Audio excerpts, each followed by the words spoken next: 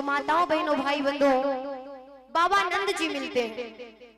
वसुदेव जी बाबा नंद से कहा कि ऐ मेरे परम हितैषी, मैं इतनी रात में किस लिए आया तुम्हें पता है? जवाब दिया बताने की जरूरत नहीं, पहले महलों के अंदर चलो। आज महलों के अंदर बिठा लिया, सारी बात बताई, ऐसी ऐसी बातें। बाबा नंद ने कहा परम पिता परमात्मा हमारे घर पे पधारे हो, तुम ऐसी बात कर रहे हो?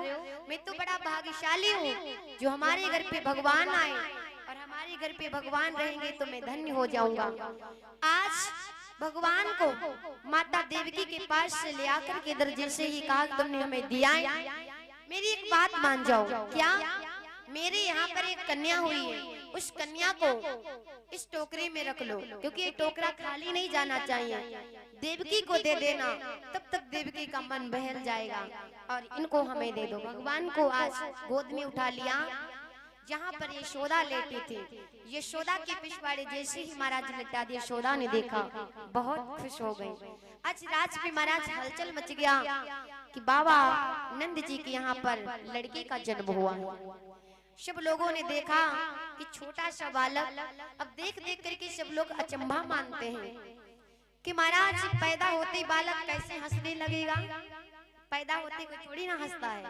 जान गए कि साधारण बालक नहीं है, ये निश्चय ही महाराज परम पिता परमात्मा का आगमन हुआ है, क्योंकि इतना अत्याचार बढ़ता ही जा रहा था।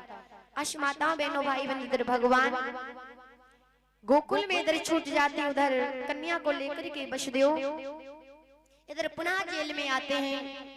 जैसे ही जेल के अंदर प्रवेश किया, भगवान ने अपनी माया के द्वारा जैसे फाटक बंद, वैसे फाटक बंद हो गए, ताले बंद हो गए। फिर से हाथ में हथकड़ियां, पैरों में बेड़ियां पड़ गई, जिसमें कोई जान ना पाए। ए मेरे भाई, किसी ने कुछ नहीं जान पाया। आज इधर भादों की आधी काली काली अंधेरी रात, इधर जैसे ही देखा है, देवकी कहने लगी इसमें क्या है? क्या भगवान पुनः लौट आए? जवाब दिया नहीं, ये यशोदा की कन्या है। आज यशोदा की कन्या को लेकर के जैसे ही देवकी बैठी, तो उस कन्या ने रोना प्रारंभ कर दिया। जब रोना प्रारंभ कर दिया तो माताओं बहनों भाई बंधु, इधर पहरेदारों के कानों में आवाज पहुंची। पहरेदार जाकर के खबर सुनाते हैं, महाराज हमें लगता है किसी बच्चे ने जन्म ले लिया, चलो देखो चल करके। आज कंसराज आया, जैसे ही देखता है, बहन देवकी ने जवाब दिया इस बार लड़की पैदा हुई है, लड़का नहीं। अरे तुम तो लड़कों से डरते थे ना, लड़कियों से क्यों डर रहे हो? ये तुम्हें आशीर्वाद देगी। कंसराज सोचने लगा कहीं ऐसा ना हो इसका पति ही मेरा काल बन जाए। उसी समय जैसे ही छीनना चाहता है, देवकी ने आग्रह की ऐसा ना करो, लेकिन भोजराज कंस पापी ने कन्या को छीन करके पत्थर पे आज जैसे ही पटकाए, पत्थर पे जैसे कन्या को पटका तो वो कन्या मरी नहीं बल्कि उड़ करके आकाश मार्ग में चली गई। आकाश मार्ग में जाकर के बिजली बन गई। चौमास का महीना आता है, पानी बरसता है, बिजली चमकती है, ये वही है कन्या जिसका जाकर के ऊपर नाम चंचला पड़ा है। उसने वचन दिया था कि जा, तूने मुझे मारा है, और जब भी तेरी औलाद कहीं भी पैदा होगी, कहीं भी पैदा हो, तब मैं जब भी देखूंगी तेरी औलाद पर ही जाकर के गिरूंगी। इसीलिए बिजली शीशा पर गिरती है, दुधारे वृक्ष पर गिरती है, यानी पेड़ पर गिरती है, और जो कंस के वंश का होता है उस पे जाकर के अक्सर बिजली गिरती है, क्योंकि ये बिजली वही है जिस कन्या को कंसराज ने मार दिया था। आकाश मार्ग में जाकर के चिल्ला करके बोली कि ओरे कंसराज, तूने क्या सोचा कि मेरा कांटा दूर हो गया? शायद तुझे नहीं पता। चंचला ने कहा कि ओ कंसराज पापी, तूने विपदा के बोझ को चुका है, और तू अपने बैर से डरता था तो तेरा बैरी, और यहाँ ऐसे नहीं, सुन तेरे बैरी का ओ पापी गोकुल में जन्म हो चुका है।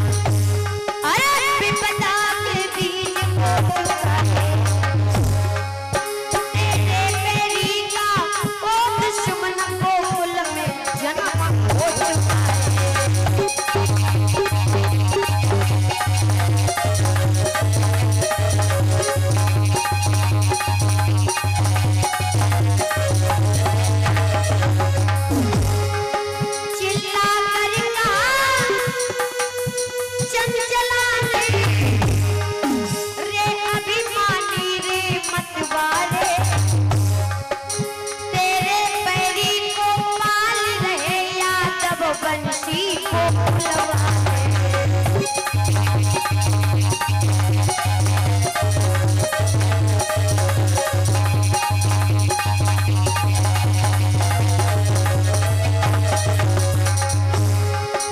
चिल्ला कर कहा चंचला रे मतवारे ओ मतवारे, तेरे बैरी को पाल रहे, तेरे दुश्मन को पाल रहे, यादव बंशी को बुलवाए।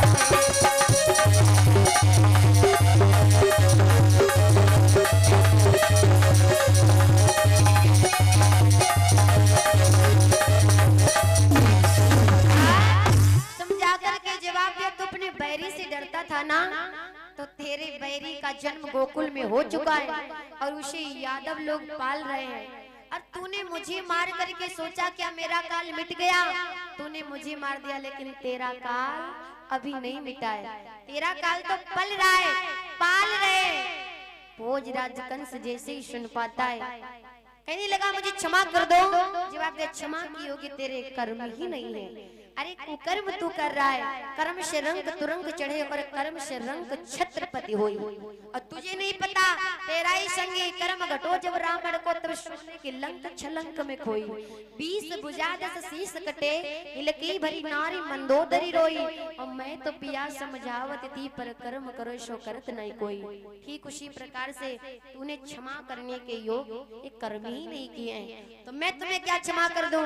क्षमा ही मांगना है तो जा अपनी बहन से मांग। इधर देवकी रोने लगी है कि बारे किस्मत कि पंख होते तो मैं उड़ जाती नंद बाबा की द्वारे।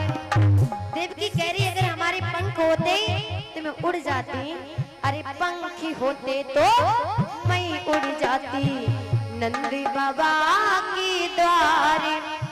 अरे उमड़ी उमड़ी मेरो जिया आवे, बहर दूध